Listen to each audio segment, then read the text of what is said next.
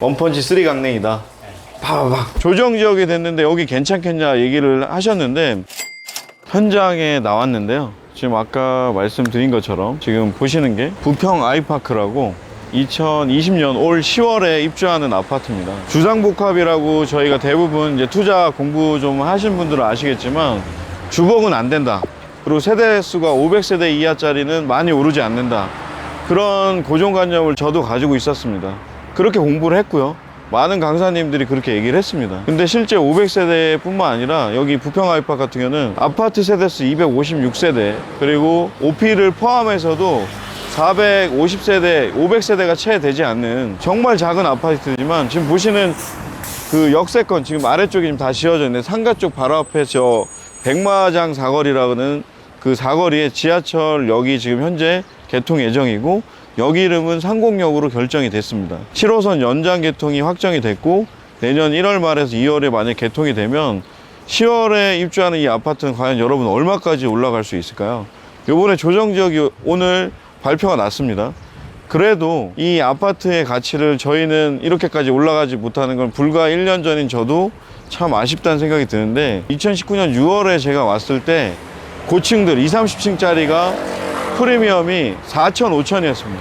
분양가 다 더해서 사는 가격이 분양가가 4억 초반대였으니까 4억 3천 정도였으니까 다 합쳐서 4억 7, 8천이면 살 수 있었는데 저는 거들떠 버티지 않았어요. 3069역 많이 올랐습니다. 3069역도 작년에 비해서는 피가 1억 5천 이상 올랐지만 여러분들이 상상하는 것 이상으로 부평 아이파크 작년에 비해서 피만 1억 6천, 1억 7천 거의 재개발만큼 올랐어요. 그 이유는 고정관념을 버리신 분들, 그냥 참고 버티셨던 분들은 이 인천 부평 상곡동에 저 오피스텔 포함한 400세대짜리가 초역세권 7호선 연장 개통이라는 호재로 인해서 재개발과 같이 지금 현재는 3069역의 대장 프리미엄 포함해서 조합원 입주권 실구입 가격이 6억 3천대라면 그걸 호가를 넘어섰습니다. 최근 5월 달에는 6억 4천까지도 거래가 됐고요. 그럼 분양가 대비 피가 2억 1천까지 거래가 된 거죠. 그래서 여러분들이 그런 고정관념을 앞으로 어느 지역을 보든 역세권은 새 아파트에 주상복합이 들어온다면 그건 500세대가 아니어도 7호선 라인, 2호선 라인, 황금노선이라는 9호선 라인 이런 라인들은 눈여겨보시고 지방에 투자할 땐 좀 다른 포인트지만 서울, 경기, 인천권에서는 지하철 역세권은 상당히 앞으로도 강세를 보이고 투자 가치 1순위로 입지는 여러분들이 절대 불패라는 거 잊지 마시고 투자하셨으면 좋겠습니다. 아까 3069역 바로 뒤쪽에 있는 상곡 4구역 상곡 4구역 같은 경우는 두산 위브에서 분양을 완료했고 세대수는 870세대 정도가 되는 소규모의 재개발 구역인데요. 현재 분양을 해서 아까 그 조합에서 들으신 것처럼 아니 부동산에 들으신 것처럼 지금 프리미엄을 포함해서 분양가 대비 1억에서 1억 천 정도 5억 후반에서 6억까지 대장보다는 한 3, 4천 많게는 4, 5천 정도 뒤져 있지만 여러분이 보셔야 될 건 대장이 올라가면 그 인접해 있는 재개발 지역도 속도는 더 빠르기 때문에 대장인 3069역은 아직 이주를 시작하지 않고 관리 처분을 안 했기 때문에 이 아파트가 다 지어지고 나서도 최소 2, 3년 뒤에 입주를 할 겁니다. 그럼 대장이 입주를 할 때쯤이 되면 얘도 2, 3년 차가 되지만 가격대는 동반 상승을 해서 어느 정도 격차는 두지만 그 금액이 현재처럼 5천이 될지 1억이 될지 모르지만 같이 올라갈 거라고 예상이 됩니다. 그래서 지금 현재의 가치는 이 6억 정도 되는 이 상곡 4구역 같은 경우에 평지예요. 그러니까 3069역도 거의 평지고요. 보시다시피 거의 평지 뒤쪽에 약간 뭐 구릉이 있긴 하지만 이 정도 재개발 지역이면 거의 평지라고 보시면 되죠. 여러분들이 아시는 아현이나 일반 뭐 마레프나 이런 곳 가시면 경사도가 고바이처럼 거의 경사도 20, 30도 되는 데도 아파트가 들어서는데 여기는 평지에 거의 정사각형 구조로 돼 있기 때문에 상곡 4구역도 지금 현재는 일반 분양을 하고 착공을 했기 때문에 터파기를 다 하고 이제는 평탄화 작업 위에는 아마 기둥을 세우고 각 동호수를 짓는 것들은 아마 여러분들이 한 3, 4개월 올 하반기 정도면 아마 골조가 올라가는 걸 보실 수가 있을 겁니다. 그래서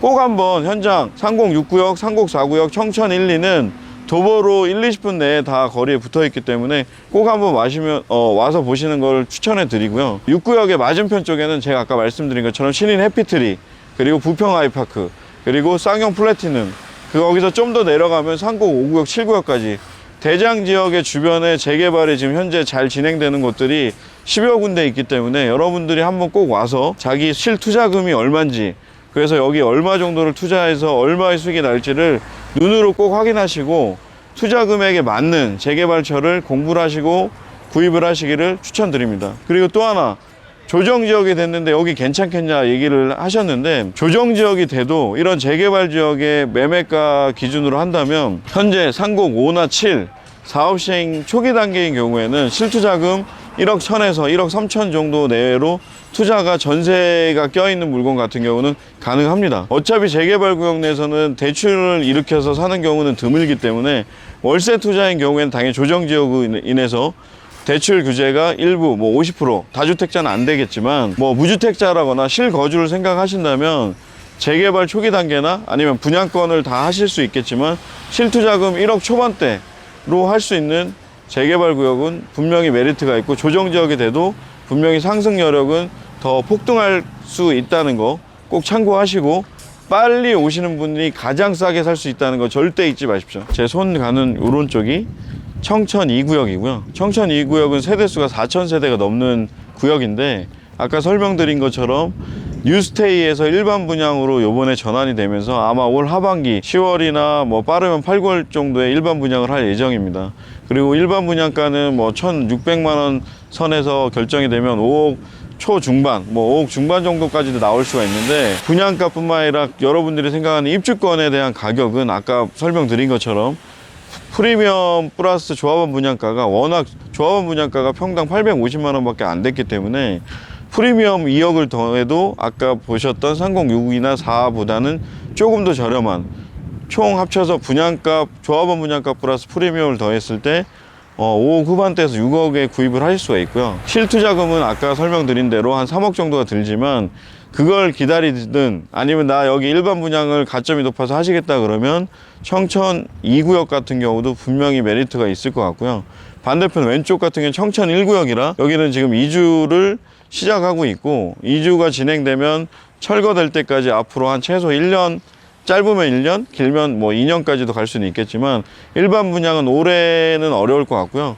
내년 빠르면 상반기, 하반기 정도에 분양을 할 수 있을 것 같습니다. 청천 1 같은 경우도 지금 피는 거의 2억 정도 하는데 일반 분양가 자체는 엇비슷할 것 같고, 여러분들이 재개발 구역의 가장 큰 장점이 상곡을 부평의 대작이라고 제가 생각을 하는 이유는 상곡 5, 6, 7 그리고 청천 1, 2 기타 지역에 비해서 재개발 구역이 뭉쳐 있다 보니까 전체 구역이 다 개발이 됐을 경우에는 향후 10년 정도에는 15,000세대의 매머드급의 대단지의 신축 아파트 세대가 구성이 되기 때문에 여러분들이 생각하시는 것 이상으로 분명히 이 파급 효과, 같이 공동 상승 효과는 같이 날 수 있어서 현재는 대장인 6구역에 비해서 여기는 저렴하게 살 수 있는 구역 중에 하나다. 다만 너 이왕 사는 거 실투 3억 들어가나 3억 5천 들어가나 똑같다면 상공 6구역을 저는 더 추천을 드립니다.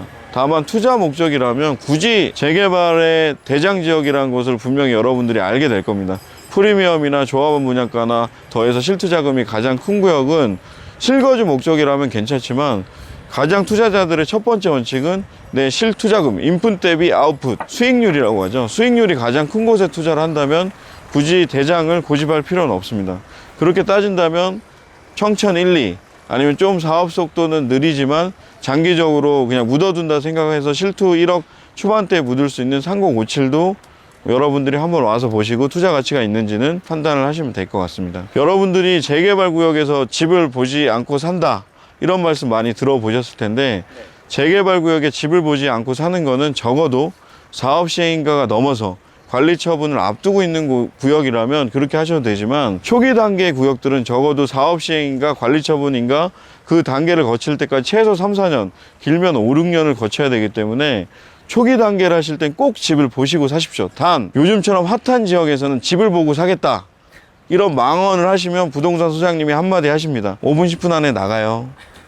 계좌 나오자마자 나갑니다. 금매는 여러분 시세를 아시게 되면, 그래서 제가 공부가 필요하다고 하는 게, 처음 간 지역에 이걸 프리미엄이 1억이 싼지 1억 5천이 싼지 2억이 싼지 모르잖아요 여러분. 그래서 공부를 해서 거주 목적이든 투자 목적이든 그 시세를 적어도 흐름을 한 달, 두 달 동안 이 현재 가격이 싼지 비싼지를 알게 되면 실시세보다 만약 2억짜리가 싸게 1,500, 2,000 싸게 나온다면 집을 안 보고 사셔도 됩니다. 그만큼 만약에 누수가 있거나 하자가 있으면 그만큼 몇백들을 수리를 하면 되는 거죠. 그래서 꼭 집을 보고 사시라는 건 아니지만 적어도 금매는 집을 안 보고 사셔도 된다. 단 가능하면 초보자분들이라면 꼭 집을 한번 보시고 사셔라. 재개발 투자의 가장 핵심은 그 구역 내에 있는 빌라를 만약에 사실 경우에 연식이 가장 중요합니다. 사업 시행이 나고 감정평가가 나오기 전까지는 그 건물의 가치가 2억짜리를 내가 주고 사도 그게 1억일지 1억 2천일지 감정평가라는 금액이 나오지 않았기 때문에 가능하면 연식이 좋고, 그리고 또 하나는 큰 대로변을 끼고 있고, 그리고 또 하나 필로티 주차장이나 좀 더 신형인 아파트 빌라들이 프리미엄을 더 많이 받는 걸 알 수 있는데요. 청천 1구역 쪽에 있는 교회입니다. 교회는 여러분 재개발 사업지에서 가장 골칫덩이란 걸 아실 거예요. 이제 조금 공부하시거나 뉴스에 관심이 있는 분들은 많이 보셨을 텐데, 청천 1구역 뿐만 아니라 교회가 있는 재개발 구역들은 나중에 차후 이주할 때 이 기본 감정평가에 따라 그 금액을 평가를 받고 보통 뭐 분양을 받거나 하겠지만, 일반 아파트 단지 내에 있는 이 교회들은 땅의 규모가 300평, 400평이 되다 보니까 이 사람들이 요구하는 것들은 조합에 본인이 감정평가 금액의 최대 뭐 서너 배가 아니라 한 7, 8배, 많게는 10배까지 부릅니다. 여러분들이 최근에 알고 계신 장이 뉴타운의 19역, 그 정광훈 목사 그 구역이 있는 서울에 있는 재개발 구역 같은 경우는 감정평가 금액 대비 8배 가까이를 붙었다고 하더라고요. 뭐 당연히 교회 땅이니까 뭐 300평이 넘고 3,400평이 넘기 때문에 감정가 자체도 뭐 거의 뭐 5, 60억이 넘게 7, 80억이 넘게 나왔지만 실제 부른 가격은 그거의 7, 8배가 넘는 뭐 몇백억대를 부르기 때문에 조합에서 그걸 주는 순간 당연히 조합원들이 분담금이 늘어가니까 조합은 계속 소송을 하는 거죠. 근데 그런 소송이 최소 1년에서 2년 상고심까지 가게 되면 그만큼의 이주 비용이 많이 들기 때문에 재개발 투자를 할 땐 꼭 교회라든지 뭐 기타 성당 뭐 이런 것들이 종교시설이 있는지, 그게 크면 클수록 그 리스크는 커집니다. 지금 여기도 보면 뭐 교회가 상당히 규모가 3, 400평 이상 대리석으로 이렇게 좋게 지어놓으면 당연히 감정가도 높게 나오겠죠. 근데 그것들을 얘네들이 요구하는, 교회에서 요구하는 원리는 내가 이거를 2, 3년 동안 공사하는 동안 손해보는 영업손실비, 그리고 건물을 새로 하는데 신축할 때 당연히 지금도 이렇게 크다면 더 크게 웅장하게 지을 수 있는 공사비, 이런 것들을 땅값에 추가해서 받길 원하다 보니까 그 괴리가 뭐 일반적인 상식적인 한두 배를 받는 거라면 당연히 조합에서 해결을 해주겠지만 몇백억을 더 달라고 하는 거기 때문에 꼭 재개발 투자 시에는 구역 내에 교회가 뭐 한계가 있는지 없는지 그런 리스크도 장기 투자하시는 분들은 꼭 확인하시기 바랍니다. 뭐 재개발 구역 내에 뭐 동네 교회라고 해서 50평짜리 60평짜리 교회들은 보통 뭐 교회 건물 5층짜리 이내거나 뭐 100평 이내의 교회들도 당연히 돈을 많이 요구를 하겠죠. 하지만 이렇게 뭐 몇백 평이 되는 대규모의 교회, 집회 교회 참석 인원이 뭐 500명이 넘는 교회들은 그 규모 자체, 요구하는 돈의 단계가 자기들이 영업손실, 교회가 솔직히 저도 교회를 다니지만 교회가 뭐 어떻게 보면 이익 집단이 아니지만 그걸 회사처럼 이걸 손실 보상을 해라. 그리고 이주하는 동안 간이 시설을 요구하는 경우도 많기 때문에 그런 교회의 규모에 따라서도 투자를 할 때 판단의 기준이 되실 수 있다는 걸 알려드리는 거고요. 소규모 교회, 뭐 50평, 100평짜리 동네 그 개척교회라고 하죠. 그런 교회들은 드물겠지만 지금 이거에 비해서는 협상이 그래도 원만하게 되거나 구역 내에 새로 지어지거나 돈을 일부 보상 금액보다 뭐 한두 배 정도를 준다면 큰 리스크는 아니라고 볼 수가 있습니다. 다만 큰 대형 교회들은 리스크가 있다는 걸 참고하시고 꼭 투자하실 때 구역 내 재개발 지역의 현장에 꼭 와셔야 되는 이유는 그 조그만 지도 안에 내가 사는 집업만 봐서는 안 되고 그 구역 내에 있는 전체 입지에서 내 재개발 구역이 어디에 있는지, 그리고 그 구역 내에 교회나 종교시설이 있는지 그런 것들을 파악하기 위해서는 꼭 임장을 나오시길 추천드리겠습니다. 조정지역이 걸리는 바람에 영상을 찍을까 말까 고민을 했는데, 제가 보기에는 조정지역이 걸렸어도 기본적으로 서울 수도권이 지금 다 조정 투과가 되고 3억이 넘는 이하의 아파트는 이제 거의 찾아볼 수가 없기 때문에 3억 이하의 물건을 살 수 있는 것들의 메리트 있는 걸 잘 찾아보면 결국은 재개발이지 않을까.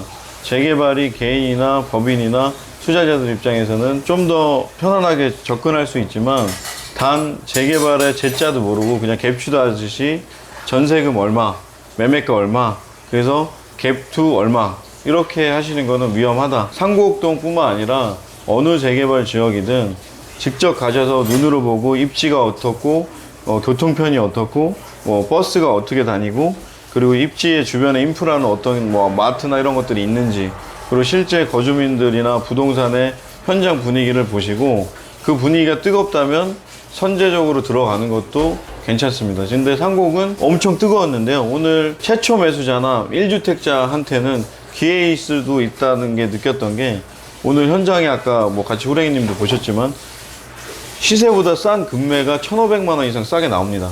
근데 그 계좌는 나오자마자 5분 만에 나갑니다. 그럼 그건 무슨 뜻일까요? 여러분만 돈이 없는 거예요. 여러분만. 돈 많은 사람은 많습니다. 그리고 1, 2억이 예전 제가 계속 저희 투자하신 분들한테 말씀드리지만 불과 1년 전에 5천만 원이 지금 돈의 가치가 화폐 가치가 떨어지고 아파트나 이런 실물 자산들의 가격이 너무 많이 오르다 보니 지금은 최소 1년 전 5천만 원이 지금은 최소 1억 정도 투자를 하는 갭투가 돼버렸고요. 한 1억 정도 예전 7, 8천 생각했다면 지금은 1억 5천, 2억 정도를 생각을 해야 되는데 그 정도 현금 1, 2억을 보유하신 분들이 저희 일반 투자자들 그리고 갭 투자하시는 분들, 일반 투자하는 모든 분들이 보기엔 적어 보이지만 전국에 상당히 많은 것 같고요. 그렇기 때문에 그 유동성장의 규제를 법인뿐만 아니라 대출을 다 더 타이트하게 막은 것 같고 그 처음 공부하신 분들 1주택이었거나 무주택이었는데 분양권 하나 받으신 분들조차도 이제는 갭 투자하지 마. 아예 3억 이상 집을 사는 분들은 집 사지 말라는 거고 사면 전세자금 빼. 그러니까 그거 참고하셔서 그게 핵심 포인트 같습니다. 그래서 어차피 1, 2년 투자하고 말 게 아니라면 결국은 장기적으로 정부랑 싸우지 말고 정부 대책을 정확하게 캐치를 하고 그거에 빠져나간다기보다는 우회해서 또 다른 곳에 투자할 수 있는 곳을 빨리 찾으시고 그게 투자의 가치가 있다면 선진입하는 것도 좋지만 너무 우르르 가지 말자. 그 카톡방 정보를 저는 그래서 100% 신뢰하지 않습니다. 그냥 이런 게 있구나 1, 20% 정도만 그 내용이 나왔다면 바로 달려가서 보십시오. 그리고 투자 가치가 있다면 본인 눈으로 본인이 직접 판단하셔야 누구의 소개, 누구의 강사의 소개, 투자 카톡방에 있는 내용만 보고 피해를 보지 않을 것 같고요. 그게 앞으로는 더 심해질 것 같습니다. 네. 많이 머리 아프시죠? 네. 한 줄로 제가 정리를 해드리겠습니다. 삼성전자 주식을 사시게요. 그럼 마음이 편해집니다. 정부에서 주식하라는 것 같아요. 요즘 주식 여러분 2,000포인트 넘었고 오르는 건 계속 오르니까 네. 부동산 투자하지 말고 주식하라는 것 같으니까 오늘의 결론은 각자 잘 판단하시되 정부에 대들지 마라. 대들면 원펀치 3강냉이다. 파바박 그걸 요번에 맞은 걸 휘청대시지만 케어 안 다니고 다시 일어서시는 분들은 분명히 다시 원상복귀해서 수익을 정상적으로 낼 수 있다고 저는 확신합니다.